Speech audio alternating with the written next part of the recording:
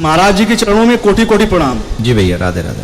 पंडित जी, अरे गुरुवर जो है, मैं आपको पिछले 7 वर्षों से टीवी पे आस्था के यार माध्यम। पहले तो डिसाइड करो, पंडित जी कि गुरु जी कि गुरुवर? सर महाराज जी। महाराज जी, मैं इतना खुश हूँ कि मैं समझ नहीं पा रहा हूँ क्या कहूँ आपसे, लेकिन फिर हाँ, कंफ्यूजन में तो खुद ही हो। हाँ हाँ। अच्छा, कह लो जो कहना कहो। पिछले 7 वर्षों से मैं आपको आस्था के माध्यम से सुन रहा हूँ गुरुवर, और मुझे आपका कथा करने का अंदाज और जो बीच बीच में आप दृष्टांत देते हैं, काफी कुछ सीखने को मिलता है जी। मैं सारे संतों की कथा सुनता हूँ, लेकिन आपका अंदाज और दृष्टांत देते मुझे काफी अच्छा लगता है गुरुवर। और मेरा एक आपसे निवेदन है कि आप एक भजन आज या फिर इन 5 बचे दिनों में जो मुझे जरूर सुनाए, मतलब सारे लोगों को सुनाए, वो है कि मस्त आंखें जरा उठाओ तुम, मेरे दिल में जरा समाओ तुम। ये मुझे काफ़ी अच्छा लगता है गुरुवर। तो मेरा ये निवेदन है कि आप इसको जो है सुनाएं सभी लोगों को। और मुझे जो कुछ पूछना था मैं आज भूल चुका हूँ, क्या मुझे पूछना है। मुझे बहुत खुशी है, और मैं हमेशा भगवान से मनाता था कि आप बनारस में भी आएँ, लेकिन इतने दिनों के बाद, इतने वर्षों के बाद आप, मतलब हम लोग को ये मौका मिला कि आप यहाँ पर बनारस से पधारे हैं, और मैं ईश्वर से प्रार्थना करूँगा कि आप बनारस बार बार आएँ। मेरा यही ईश्वर से कामना है। प्रणाम गुरुवर।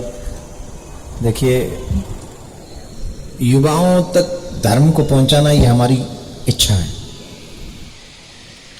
हम यही चाहते हैं कि हमारे युवा धर्म को पहचाने। जब हमारे युवा धर्म को पहचानेंगे तो किसी भी माँ को ऐसे नहीं रोना पड़ेगा कि मेरे नाती मेरी रामायण उठाकर फेंक देते हैं।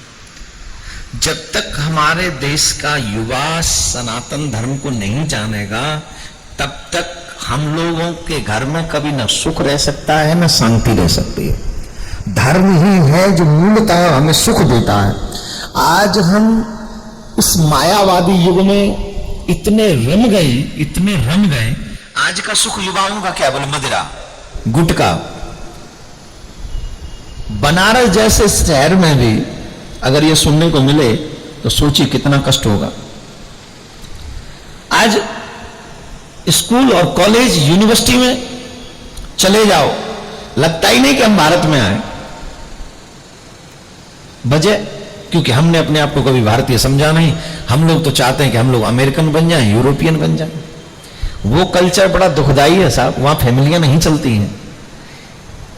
परिवार बनाने का, परिवार संगठित रखने का अगर कहीं काम है तो वो भारत में है।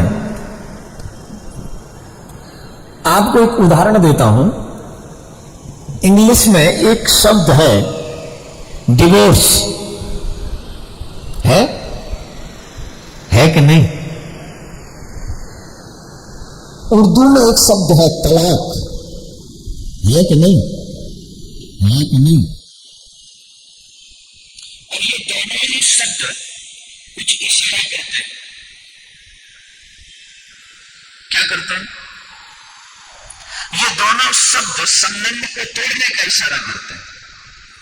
यह संबंध तोड़ा जाता है इन शब्दों को कहकर डिवोर्स एंड तलाक। डिवोर्स वाले 2000 साल पुराने हैं, तलाक वाले 1200 साल पुराने हैं, 1100 साल पुराने हैं।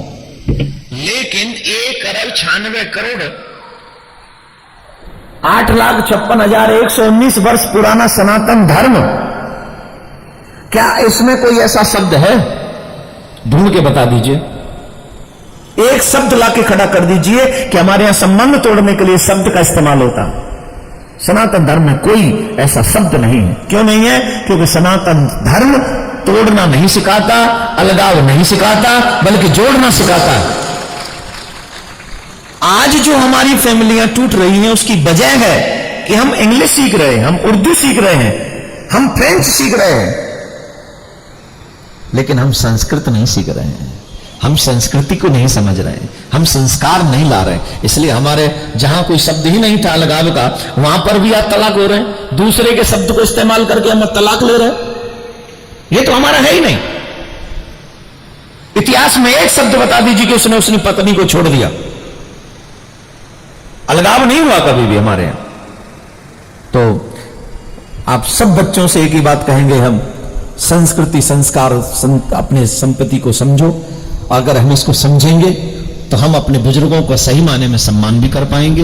रही बात, अगर मैं किसी काम आ सकूं हमारे युवा भाई बहनों के, तो मैं समझूंगा कि मेरा जन्म सफल हो गया, इस धरती पे आने का लक्ष्य मुझे मिल गया। आप सब भी मेरे साथ रहिए, आप सब मेरे साथ काम कीजिए। जो चीज आप सीखते हो वो अपने फ्रेंड सर्कल में शेयर कीजिए। अब मैं, हो सकता है कई आपके फ्रेंड मुझे ना सुनते हो, तो आप मेरी बातों को आगे वहां तक से मत बोलिए कि देवकीनंदन ने सिखाया। आप बोलिए यार मेरे दिमाग में एक चीज आ रही है, वो करके उनको शेयर कर दीजिए। मेरा लक्ष्य, मेरा उद्देश्य, आप सबका लक्ष्य आपका उद्देश्य बन जाएगा, तो निश्चित हम अपने युवा भाई बहनों को पुनः कुछ न कुछ नए रास्ते पर ला सकेंगे। और सभी युवाओं से निवेदन, माथे पे तिलक, गले में कंठी, हाथ में कलावा, मुख पे भगवान का नाम, यही है सच्चे हिंदू की पहचान। इसे बरकरार रखो, इसे मिटने मत दो।